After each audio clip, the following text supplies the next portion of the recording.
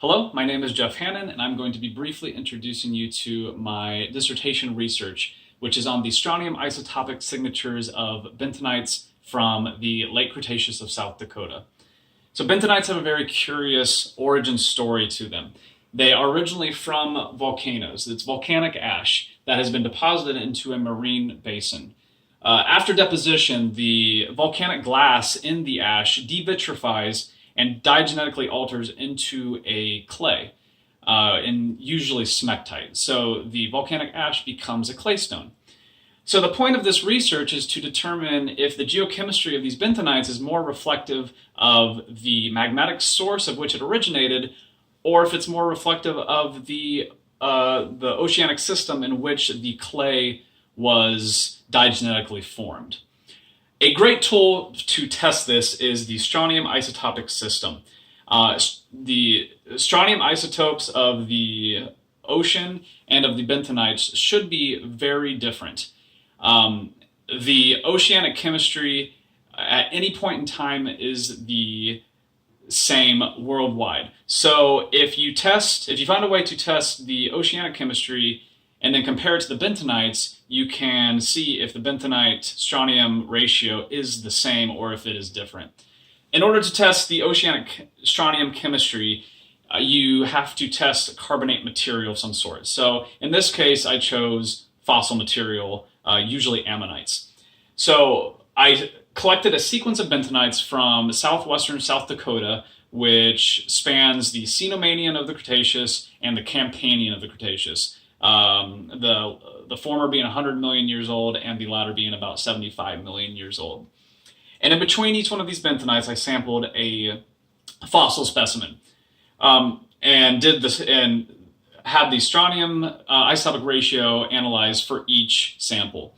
After doing this, the fossil material very closely follows the oceanic strontium of the Cenomanian time period. And the bentonite strontium ratio is much higher.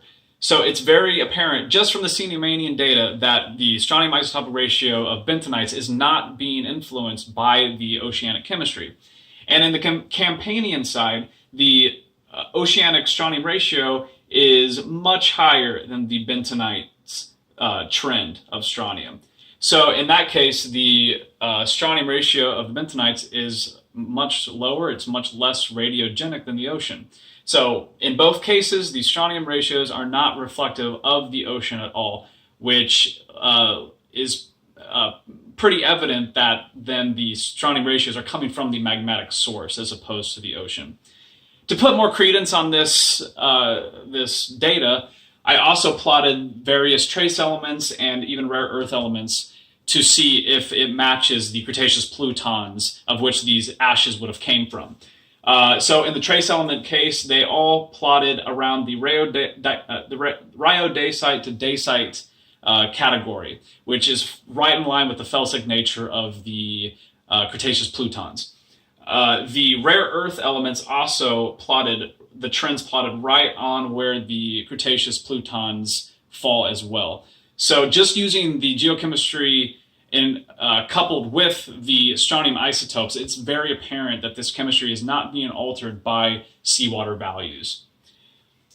So to put this into geologic context, at the time of late Cretaceous, about 100 million years ago, the Farallon plate was subducting underneath the North American craton.